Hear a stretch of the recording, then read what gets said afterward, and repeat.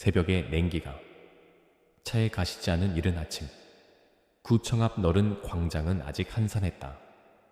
밤새 불어온 바람에 나뒹구는 폐지, 몇 장만이 스산한 풍경을 더할 뿐이었다.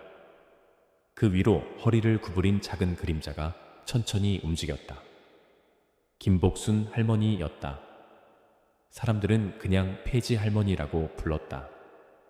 낡고 해진 옷가지에 얼굴엔 깊은 주름이 세월의 고됨을 말해주는 듯 했지만 유독 반짝이는 눈빛만큼은 형용했다. 할머니는 익숙한 손놀림으로 광장 구석구석과 근처 상가에서 나온 종이, 박스와 폐지들을 주워 모아 낡은 손수레에 차곡차곡 쌓았다. 어떤 이는 무심히 지나쳤고 어떤 이는 안쓰러운 눈빛을 보냈지만 할머니는 그런 시선 따위는 아랑곳하지 않는다는 듯 묵묵히 자신의 일을 할 뿐이었다. 구청 사회복지과에서 일한 지 이제 막 3개월 채 접어드는 신입사회복지사 한지원은 사무실 창밖으로 매일같이 보이는 그 풍경이 낯설지 않았다. 처음에는 그저 수많은 복지 대상자 중 한 명으로 여겼던 할머니였다. 하지만 날이 갈수록 지원의 눈길은 할머니에게 조금 더 오래 머물렀다. 뭔가 다른 점이 있었다. 폐지를 줍는 다른 노인들과는 달리 할머니의 행동에는 군더더기가 없었고 힘들 법도 한 일이었지만 결코 초라해 보이지 않는 묘한 위험 같은 것이 느껴졌다. 마치 수행을 하는 수도자 같기도 했다. 선배님, 저기 매일 오시는 할머니요. 저희 쪽에서 지원받으시는 분인가요? 어느 날 지원은 옆자리의 박 선배에게 슬쩍 물었다. 박 선배는 창밖을 한번 쓱 보더니 별일 아니라는 듯 대답했다. 아, 폐지 할머니 기초생활수급자 신청하러 몇 번 왔었는데 서류가 미비해서 그냥 돌아갔어. 자식들도 있다는데 연락도 안 되는 것 같고 딱한 양반이지. 그 말을 듣는 지원의 마음은 조금 복잡해졌다. 서류 미비라니 기본적인 행정 절차조차 도움받지 못하는 사각지대에 놓인 것일까. 그날부터 지원은 할머니를 좀 더 유심히 관찰하기 시작했다. 할머니는 점심시간이면 구청 뒤편 공원 벤치에 앉아 도시락으로 보이는 작은 꾸러미를 풀었다. 대부분은 김치 한 조각에 맨밥이 전부인 듯 했지만 단 한 번도 얼굴을 찡그리거나 불평하는 기색 없이 천천히 마치 귀한 음식을 대하듯 식사를 했다. 식사를 마치면 주변을 깨끗이 정리하고 남은 음식, 부스러기는 공원 비둘기들에게 나눠주는 것도 잊지 않았다. 어느 늦은 오후 퇴근 준비를 하던 지원은 우연히 할머니의 하루 일과가 마무리되는 장면을 목격하게 되었다. 할머니는 잔뜩 쌓인 폐지를 손수레에 싣고 절뚝거리며 고물상으로 향했다. 한참 뒤 훨씬 가벼워진 손수레를 끌고 나오는 할머니의 손에는 꼬깃꼬깃한 지폐 몇 장과 동전 몇 개가 들려 있었다. 하루 종일 허리를 굽히고 받은 대가치고는 너무나 초라한 액수였다. 지원은 자신도 모르게 가슴 한구석이 아려왔다. 그런데 바로 그때 지원의 눈을 의심하게 하는 광경이 펼쳐졌다. 할머니가 힘없이 발걸음을 옮기던 중 길모퉁이에서 구걸하던 어린아이와 마주친 것이다. 아이는 남루한 행사액으로 배가 고픈 듯 하염없이 울고 있었다. 할머니는 잠시 걸음을 멈추고 아이를 물끄러미 바라보았다. 깊은 주름 사이로 복잡한 감정이 스쳐 지나가는 듯 했다. 잠시 망설이는가 싶더니 할머니는 방금 받은 돈의 거의 절반을 아이의 작은 손에 쥐어주었다.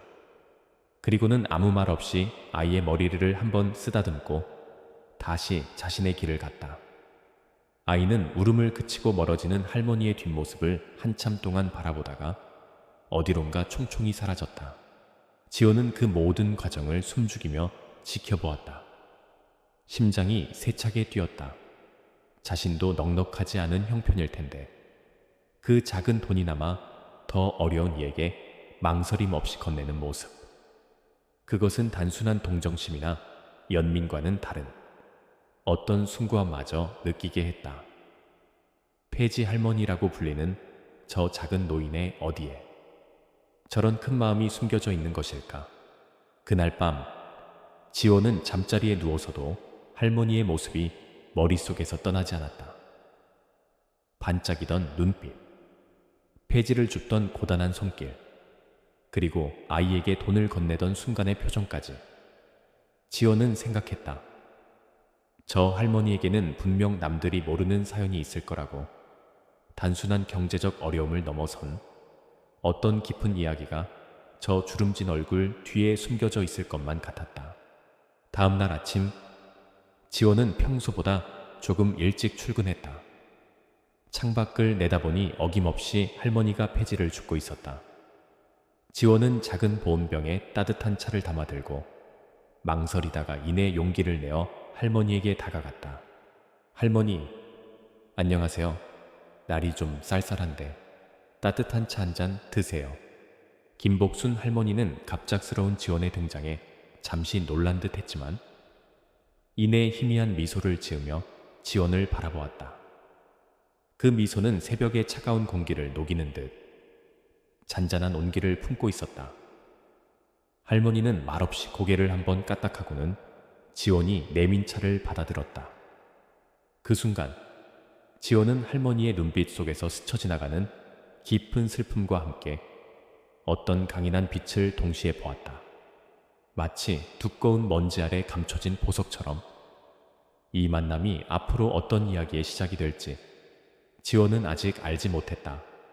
하지만 분명한 것은 그녀의 마음속에 김복순이라는 이름, 세 글자가 깊이 새겨지기 시작했다는 것이었다. 그날 이후 한지원은 김복순 할머니에게 조금 더 살갑게 다가갔다.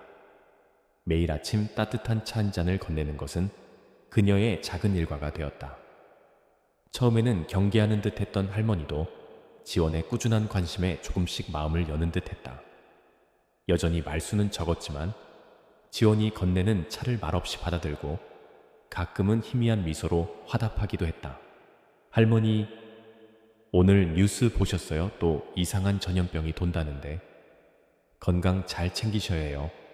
어느 날 지원이 걱정스러운 마음에 말을 건네자 할머니는 폐지를 정리하던 손을 잠시 멈추고 무심한 듯 대꾸했다. 세상사 다 그런 게지. 돌고 도는 것. 중요한 건 어떤 상황에서도 중심을 잃지 않는 게야. 그녀의 목소리는 낮고 차분했지만 그 안에 담긴 연륜과 통찰력은 지원을 놀라게 했다. 평범한 폐지, 줍는 노인의 입에서 나올 법한 말이 아니었다. 가끔 할머니는 지원이 흥얼거리는 클래식 음악의 제목을 정확히 맞히거나 신문에 난 경제 기사에 대해 전곡을 찌르는 한마디를 던지기도 했다. 그럴 때마다 지원은 할머니의 정체에 대한 궁금증을 키워갈 수밖에 없었다. 저 주름진 얼굴과 남루한 옷가지 뒤에는 과연 어떤 세월이 숨겨져 있는 것일까? 따스한 봄볕이 내리쬐던 어느 오후였다. 할머니는 평소처럼 구청 앞 광장 한쪽에서 수집한 폐지를 정리하고 있었다. 그때 할머니가 허리를 굽히는 순간 품 안에서 무언가가 툭 하고 떨어졌다. 작고 반짝이는 물건이었다. 지원이 막 사무실에서 나오던 참이라 그 광경을 목격하고 재빨리 다가가 그것을 주워들었다. 할머니, 이거 떨어뜨리셨어요. 지원의 손에 들린 것은 낡았지만 섬세한 세공이 돋보이는 빛취색 비녀였다. 세월의 때가 묻어 빛은 바랬지만 한눈에 보기에도 예사 물건이 아님을 알 수 있었다. 비녀 머리에는 아주 작은 금태로 봉황이 새겨져 있었고 그 옆에는 눈에 띌 듯 말 듯한 작은 루비가 박혀 있었다. 이런 귀한 물건이 어째서 폐지 줍는 할머니의 품 안에 있었던 것일까? 순간 할머니의 얼굴에 당혹감과 함께 깊은 슬픔 같은 것이 스쳐 지나갔다. 마치 가장 내밀한 비밀을 들킨 사람처럼 할머니는 황급히 지원의 손에서 비녀를 받아들고는 떨리는 손으로 옷섭 깊숙이 다시 숨겼다. 고맙네. 짧은 감사 인사와 함께. 할머니는 서둘러 시선을 피했다. 지원은 더 이상 묻지 않았지만 가슴 속의 의문은 더욱 커져만 갔다. 저 비녀에는 분명 애틋하는 사연이 담겨 있을 터였다. 바로 그때였다. 마치 약속이라도 한 듯 검은색 고급 세단 한 대가 광장 옆 도로를 천천히 지나가고 있었다. 차창 안에는 중후해 보이는 양복, 차림의 중년 남자가 앉아 있었다. 그의 날카로운 시선이 정확히 할머니를 향해 있었다. 할머니 역시 그 시선을 느꼈는지 잠시 고개를 들었다가 재빨리 다시 숙였다. 두 사람 사이에는 짧지만 무거운 침묵의 대화가 오고 간 듯했다.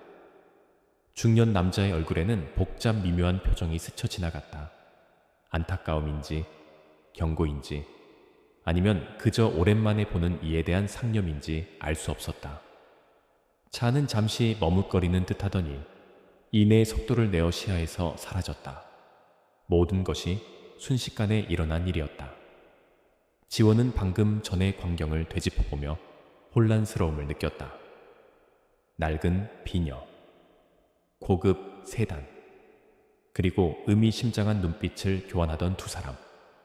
전혀 어울리지 않는 조합이었지만 그들 사이에는 분명 보이지 않는 끈이 연결되어 있는 듯했다.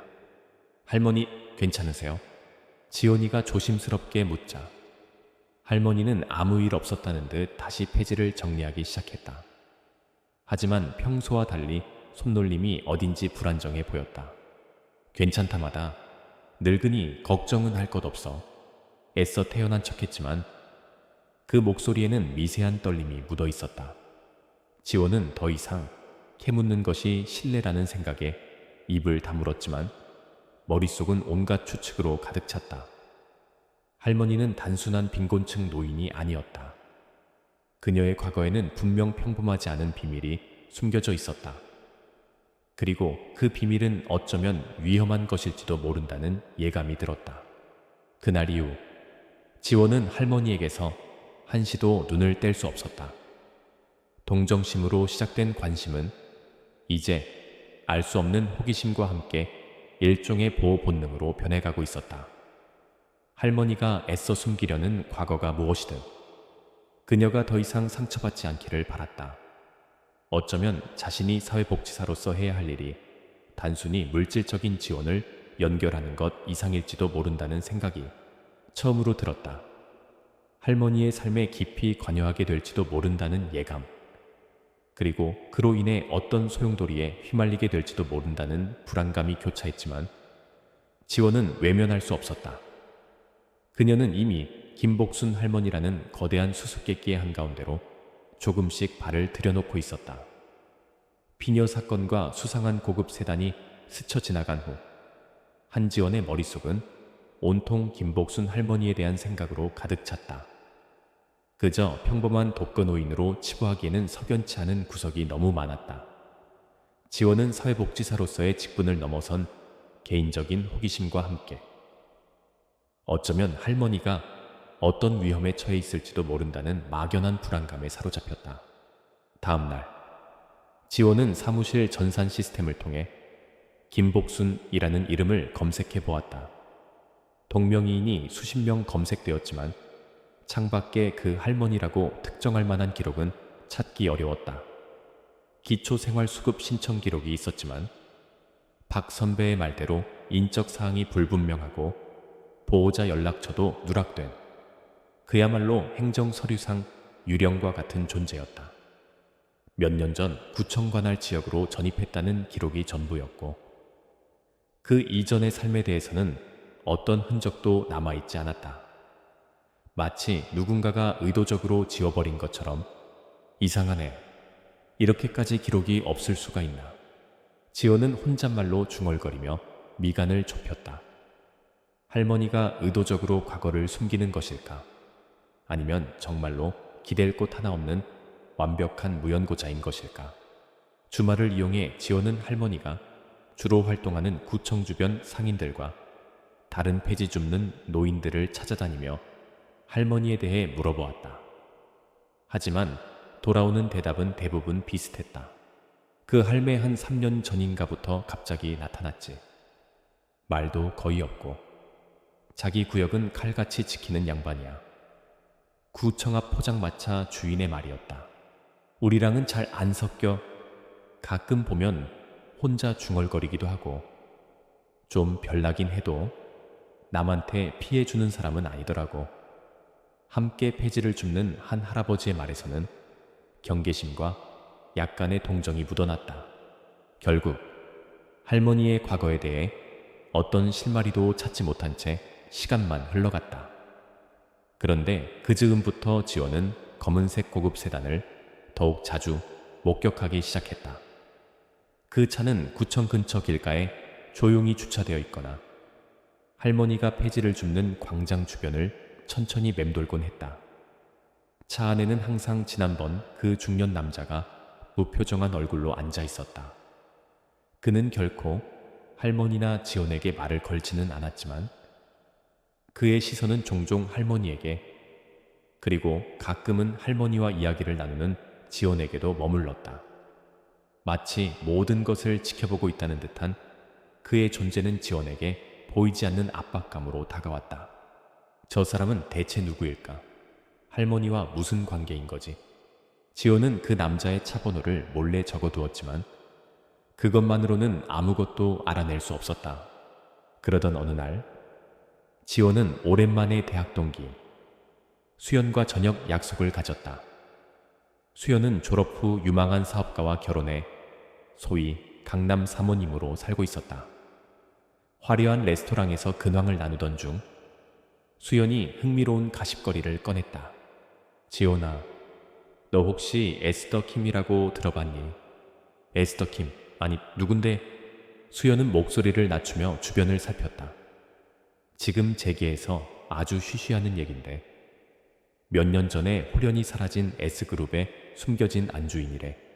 엄청난 자산가였는데 하루아침에 연기처럼 사라졌다고 하더라고. 자식들하고 재산 다툼이 있었다는 말도 있고 충격적인 사건에 휘말려서 잠적했다는 말도 있고 아무튼 그 여자 행방이 묘연해서 다들 궁금해 죽으려고 해. 무슨 영화 스토리 같지 않니? 지호는 그저 흥미로운 이야기로 흘려들으려 했지만 홀연히 사라진 자산가 할머니라는 대목에서 자신도 모르게 김복순 할머니의 얼굴이 떠올랐다. 물론 말도 안 되는 상상이라고 애써 고개를 저었지만 한번 피어오른 의심의 씨앗은 쉽사리 가라앉지 않았다. 집으로 돌아오는 길, 지원의 마음은 더욱 복잡해졌다. 김복순 할머니의 비어있는 과거, 정체불명의 고급 세단 남자, 그리고 수연에게서 들은 상류층의 비밀스러운 이야기. 이 모든 것이 우연의 일치일까? 아니면 서로 연결된 거대한 퍼즐의 조각들일까? 만약 할머니가 정말로 엄청난 비밀을 간직한 사람이라면 지금처럼 아무런 보호 없이 거리에 방치되어 있어도 괜찮은 걸까? 지원은 사회복지사로서 자신이 어디까지 개입해야 하는지 고민스러웠다. 하지만 한 가지 분명한 것은 김복순 할머니를 향한 그녀의 관심이 이제 단순한 연민을 넘어섰다는 것이었다. 진실을 알고 싶었다. 그리고 만약 할머니가 도움이 필요한 상황이라면 어떻게든 돕고 싶었다. 다음 날 지원은 다시 한번 할머니를 찾았다. 여전히 말없이 폐지를 줍는 할머니의 얼굴에는 깊이를 알 수 없는 그늘이 드리워져 있었다. 그리고 멀지 않은 곳에는 어김없이 검은색 세단이 조용히 그 모습을 지켜보고 있었다. 모든 것이 그대로였지만 지원의 눈에는 이제 모든 풍경이 예사롭지 않게 보이기 시작했다. 마치 폭풍전야의 고요함처럼. 며칠 뒤 계절이 바뀌는 환절기의 굳은 날씨가 이어졌다. 잔뜩 흐린 하늘에서는 금방이라도 비가 쏟아질 듯했고 바람도 제법 쌀쌀했다. 한지원은 평소보다 더 수척해 보이는 김복순 할머니의 안색이 마음에 걸렸다. 유난히 기침도 잦아 보였고 폐지를 줍는 손길도 어딘지 힘겨워 보였다. 할머니, 오늘 날씨도 안 좋은데 좀 쉬시는 게 어때요? 제가 따뜻한 죽이라도 좀 사다 드릴까요? 지원이가 걱정스레 말을 건넸지만 할머니는 희미하게 웃으며 고개를 저었다. 이까짓 바람 좀 푼다고 늙은이가 녹슬기야 하겠나? 괜찮으니 자네 일이나 보게. 하지만 그 목소리에는 평소와 다른 미세한 허스키함이 섞여 있었다. 지원은 불안한 마음을 감출 수 없었지만 억지로 쉬게 할 수도 없는 노릇이라 안타깝게 발길을 돌려 사무실로 향했다. 그날따라 업무도 손에 잡히지 않고 자꾸만 창밖으로 시선이 향했다. 점심시간이 조금 지난 무렵 결국 우려하던 일이 터지고 말았다. 광장 한쪽에서 갑자기 사람들이 웅성거리는 소리가 들려왔고 지원은 심장이 덜컥 내려앉는 기분으로 창밖을 내다보았다. 김복순 할머니가 평소 폐지를 쌓아두던 나무 아래 쓰러져 있는 것이 아닌가. 손수레는 옆으로 넘어져 있었고 할머니는 미동도 없이 축 늘어져 있었다. 할머니, 지원은 비명처럼 외치며 사무실을 뛰쳐나갔다. 주변에 있던 몇몇 사람들이 할머니를 흔들어 깨우려 하고 있었지만 할머니는 의식이 없는 듯 했다. 지원은 다급하게 펠실구에 신고를 하고 할머니의 손목을 잡았다. 맥박이 가늘게 뛰고 있었지만 손은 얼음장처럼 차가웠다. 그 순간 멀리서 검은색 세단 한 대가 급정거하는 소리가 들렸다. 늘 할머니 주변을 맴돌던 그 중년 남자. 초의 변호사였다. 그의 얼굴에는 처음으로 당황한 기색이 역력했다. 구급차가 도착하고 할머니는 인근 대학병원 응급실로 실려갔다. 지원은 보호자를 자처하며 구급차에 동승했고 초의 변호사 역시 자신의 차로 그 뒤를 따랐다. 응급실에서는 할머니의 상태를 확인하고 응급처치를 하면서 보호자 정보를 요구했다. 지원은 할머니의 신상에 대해 아는 것이 거의 없다고 말하며 난감해했다. 일단 할머니 소지품이라도 확인해서 신분증이나 연락처가 있는지 찾아봐야겠어요. 의사의 말에 지원은 고개를 끄덕였다. 할머니가 늘 지니고 다니던 작은 송화방과 사고 현장에서 챙겨온 할머니의 몇 안 되는 물건들이 담긴 비닐봉투가 그녀의 손에 들려 있었다. 지원은 응급실 한쪽 구석으로 가 조심스럽게 할머니의 소지품들을 살폈다. 낡은 손수건, 작은 동전 지갑, 그리고 손때 묻은 낡은 나무 상자 하나가 눈에 들어왔다. 지난번 비녀처럼 할머니의 다른 소지품들과는 어울리지 않는 물건이었다. 상자는 작은 자물쇠로 잠겨 있었지만 어쩐지 꼭 열어봐야 할 것 같은 강한 직감에 사로잡혔다. 어쩌면 이 안에 할머니의 신분을 증명할 무언가가 들어있을지도 모른다는 생각, 그리고 그동안의 모든 의문을 풀어줄 열쇠가 될지도 모른다는 기대감 때문이었다. 지원은 주변을 살피다 가방 속 머리핀을 이용해 조심스럽게 자물쇠를 열었다. 딸깍 하는 작은 소리와 함께 상자가 열렸다. 상자 안에는 지원의 예상을 뛰어넘는 물건들이 들어있었다. 빛 바랜 흑백 사진, 몇 장, 오래된 부동산 등기, 권리증으로 보이는 서류들, 그리고 낡은 가죽 표지의 일기장 한 권. 첫 번째 사진 속에는 눈부시게 젊고 아름다운 여인이 고급스러운 드레스를 입고 환하게 웃고 있었다. 그 옆에는 훤칠한 중년, 신사와 귀여운 아이들이 함께였다. 배경은 고풍스러운 대저택의 정원이었다. 사진 속 여인은 분명 김복순 할머니의 젊은 시절 모습이었지만 지금의 초라한 행색과는 도저히 연결되지 않는 화려함이었다. 다른 사진들 역시 마찬가지였다. 요트 위에서 찍은 사진, 해외 유명 휴양지에서의 가족 사진, 모든 것이 지금의 할머니와는 극과 극의 모습이었다. 서류들은 더욱 놀라웠다. 강남 일대의 금싸라기, 땅과 건물들의 소유권을 증명하는 서류들, 그리고 S그룹이라는 로고가 찍힌 주식, 증서다발, 모든 서류의 소유주 이름은 김복순이 아닌 에스더 김이라는 세련된 이름으로 되어 있었다. 수연에게서 들었던 재계의 소문, 홀연히 사라진 S그룹의 안주인 에스더 김. 지원은 온몸에 소름이 돋는 것을 느꼈다. 떨리는 손으로 마지막 남은 일기장을 펼쳤다. 잉크가 번진 글씨들은 한때 행복했던 한 여인의 삶과 그 이후의 절망을 고스란히 담고 있었다. 파즈깔 18X우년 액슈얼 애시를. 오늘은 우리 현우의 5번째 생일. 당신과 함께 현우의 웃는 모습을 보니 세상 모든 것을 가진 듯 행복하다. 이 행복이 영원하길. 백각 애구수년 액슈얼 더실. 믿었던 당신이 어떻게 나에게 이럴 수 있단 말인가. 내 모든 것을 걸고 일군 회사와 가정을 송두리째 빼앗으려 하다니. 피눈물이 난다는 것이 이런 것일까. 이르시 사심 엑세크스년 액슈얼 7. 모든 것을 잃었다.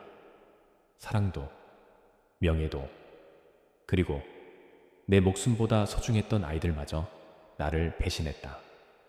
이제 내게 남은 것은 아무것도 없다. 죽고 싶지만 이대로 억울하게 끝낼 수는 없다. 언젠가 진실이 밝혀질 날을 기다리며 가장 낮은 곳으로 내려가 숨을 고르련다. 나를 찾지 마라. 에스더 김은 죽었다. 일기장은 거기서 끝나 있었다. 지원은 일기장을 쥔 채 한동안 움직일 수 없었다. 심장이 터질 것처럼 뛰었고 눈에서는 뜨거운 눈물이 하염없이 흘러내렸다. 폐지 할머니 김복순. 아니, 에스더 김. 그녀가 짊어져온 삶의 무게가 얼마나 고통스러웠을지 감히 상상조차 할 수 없었다. 엄청난 부와 명예 뒤에 숨겨진 배신과 음모, 그리고 처절한 복수심 대신 가장 낮은 곳에서의 침묵을 선택한 한 여인의 기구한 운명. 그때 응급실 문이 열리며 최 변호사가 다급한 표정으로 들어섰다. 그의 시선은 지원의 손에 들린 일기장과 상자 속 물건들에 잠시 머물렀다가 이내 깊은 한숨과 함께 침상에 누워있는 에스더 김에게로 향했다. 그의 눈가에도 언뜻 비통함이 스쳐 지나갔다. 모든 것을 보셨군요. 최 변호사의 낮은 목소리가 응급실의 정적을 갈랐다.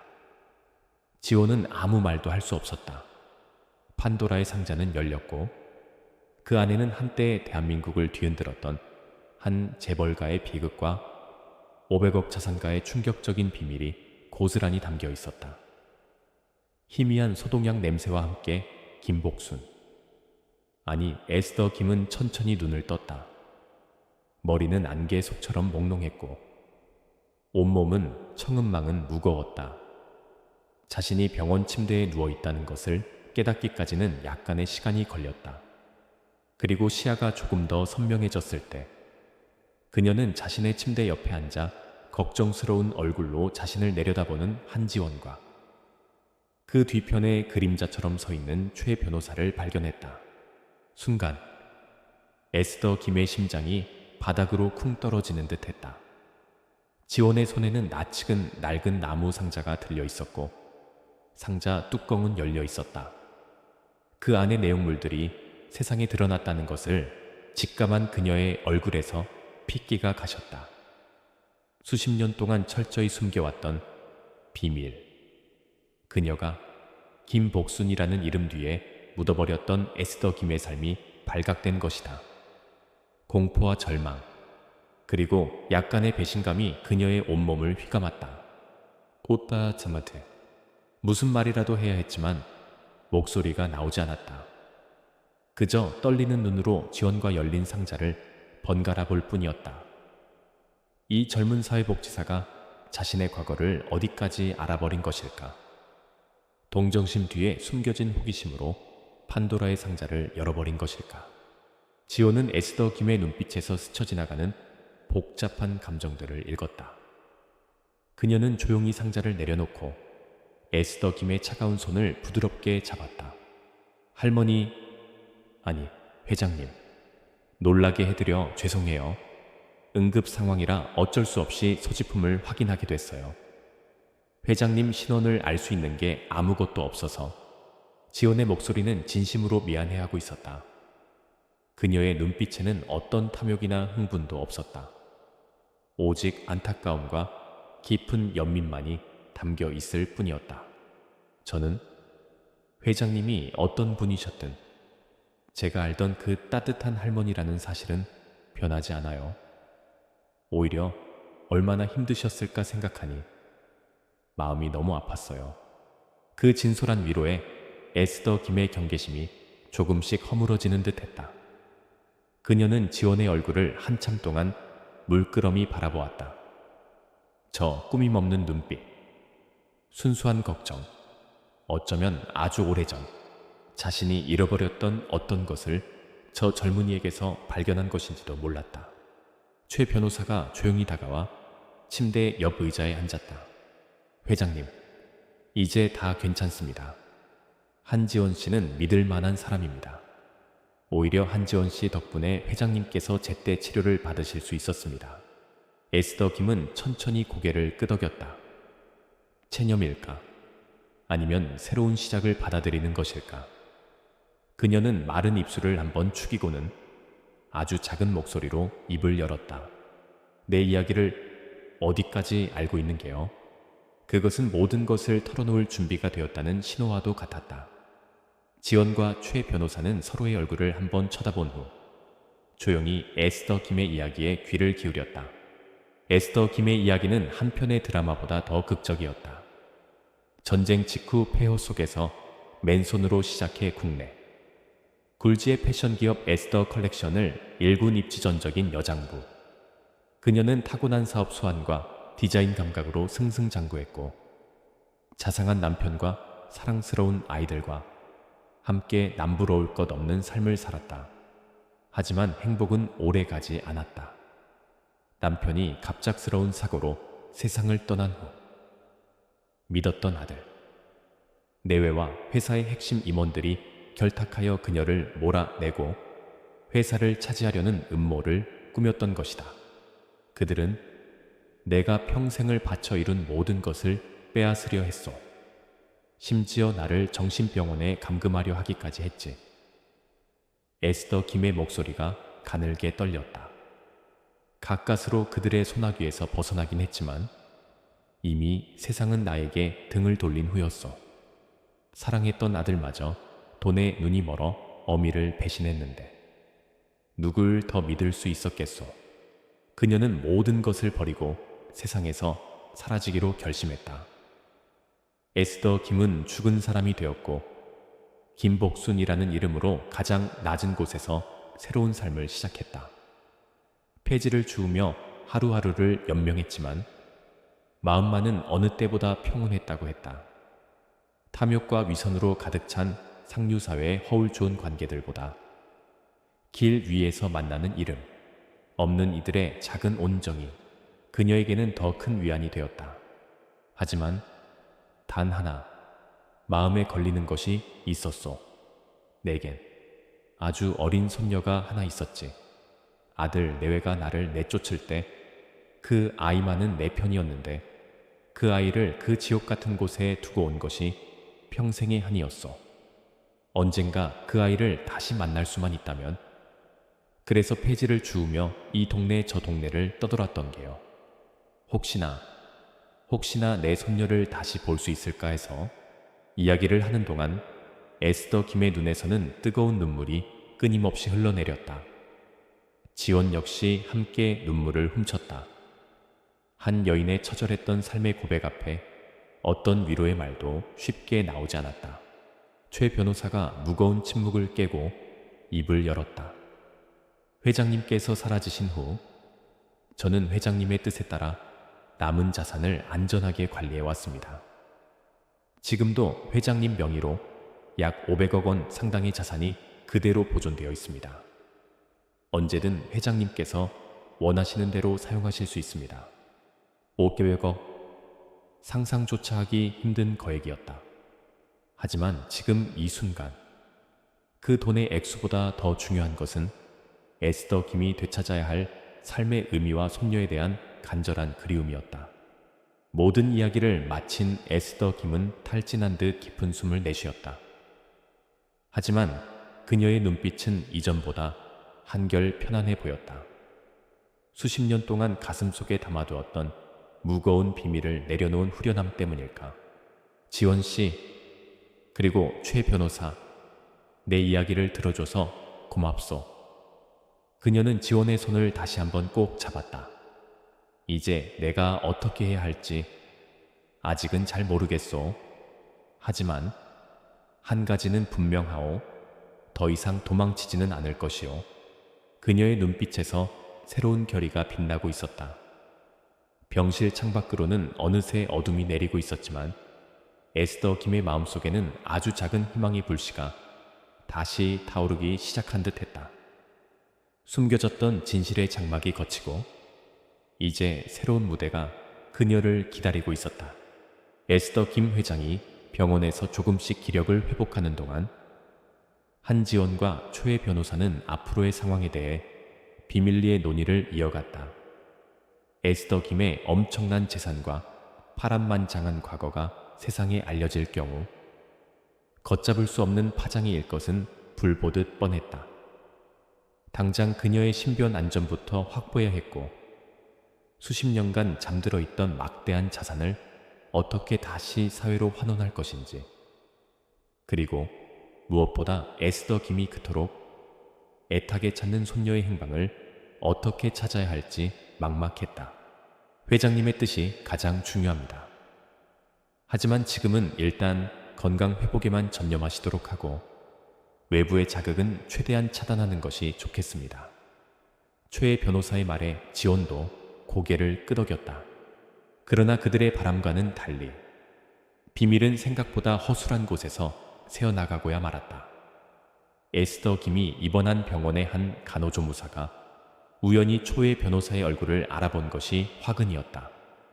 최 변호사는 재계의 굵직한 M&A나 상속 분쟁을 전문으로 하는 거물급 변호사였기에 얼굴이 제법 알려져 있었다. 그가 초라한 행사에게 노인 병실을 극진히 드나드는 것을 이상하게 여긴 간호조무사는 에스더 김의 병실에 붙은 김복순이라는 이름과 최근 인터넷에서 떠도는 사라진 S그룹 안주인 에스더 김에 대한 가십을 연결지었고 돈 욕심의 한 인터넷 연예 매체 기자에게 이 정보를 흘리고 만 것이다. 다음 날 아침 대한민국은 말 그대로 발칵 뒤집혔다. 단독 구청 앞 폐지.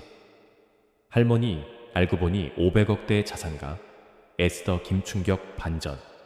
자극적인 헤드라인과 함께 김복순 할머니의 초라한 모습과 과거 화려했던 에스더 김 시절의 사진이 나란히 실린 기사가 온라인을 뒤덮었다. 순식간에 모든 포털 사이트의 실시간 검색어 1위는 에스더 김, 폐지 할머니, 500억 자산가 등의 키워드가 장악했다. 뉴스가 터지자마자 지원이 근무하는 구청은 벌떼처럼 몰려든 기자들로 아수라장이 되었다. 김복순 할머니에 대해 아는 것이 있느냐? 구청에서는 왜 이런 분을 방치했느냐? 등등 질문이 쏟아졌고 구청 직원들은 당혹감을 감추지 못했다. 평소 할머니를 무심히 지나치거나 심지어 구박했던 상인들조차 언제 그랬냐는 듯 내가 그 할머니랑 아주 절친했다.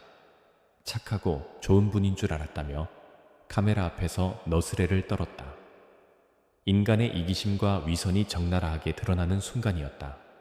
병원은 더욱 심각했다. 에스더 김이 입원한 병실 아픈 기자들과 유튜버 그리고 호기심에 찬 구경꾼들로 인산인해를 이루었다. 병원 측에서는 보안 요원을 배치해 출입을 통제하려 했지만 밀려드는 인파를 감당하기에는 역부족이었다. 가장 먼저 에스더 김에게 연락을 시도한 것은 역시나 그녀의 아들 부부였다. 어머니가 죽은 줄로만 혹은 어디선가 비참하게 살고 있을 줄로만 알았던 그들은 어머니가 500억대 자산가라는 사실에 경악했고 이내 탐욕스러운 본색을 드러냈다. 그들은 초의 변호사를 통해 어떻게든 어머니와 만나게 해달라며 눈물로 호소했다. 과거의 불효를 사죄하고 이제라도 어머니를 모시고 싶다는 가증스러운 변명과 함께였다. 과거 에스더 김을 배신하고 회사를 빼앗는데 동조했던 옛 임원들. 역시 슬그머니 초에이 변호사에게 접근해 안부를 묻는 등 발 빠르게 움직이기 시작했다. 이 모든 혼란 속에서 지원은 에스더 김의 곁을 꿋꿋이 지켰다. 최 변호사와 함께 외부의 접근을 최대한 차단하고 에스더 김이 심리적으로 흔들리지 않도록 최선을 다했다. 구청 동료들의 수군거림이나 일부의 시기 어린 질투도 있었지만 지원은 묵묵히 자신의 역할을 수행했다. 에스더 김은 갑작스러운 세상의 관심과 소란에 처음에는 크게 당황했지만 이내 특유의 냉철함과 강인함으로 상황을 받아들이기 시작했다.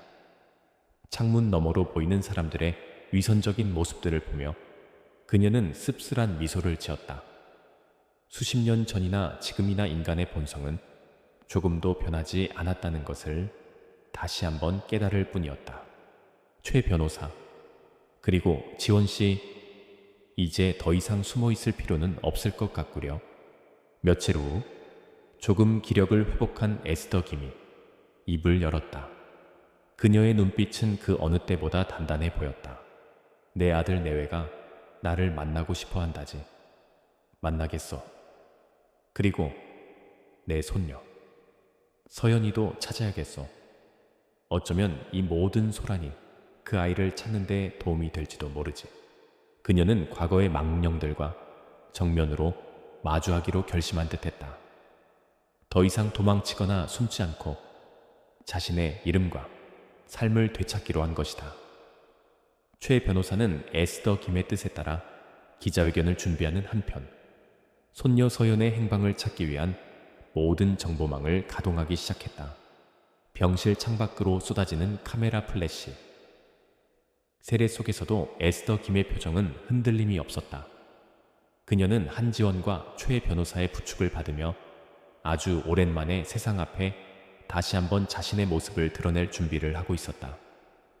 폐지를 춥던 초라한 노파.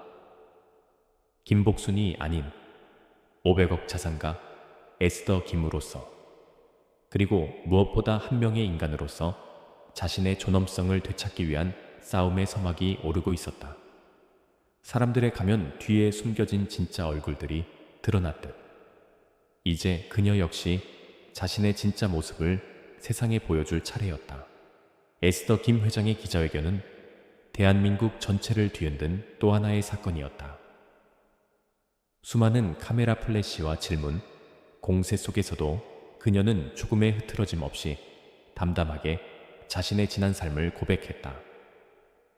S그룹의 안주인이었던 화려했던 시절, 남편의 죽음 이후 벌어진 가족과 측근들의 추악한 배신, 모든 것을 버리고 김복순으로 살아야 했던 처절했던 시간들, 그리고 그 속에서도 꺼지지 않았던 단 하나의 희망, 바로 잃어버린 손녀 서연이에 대한 그리움까지.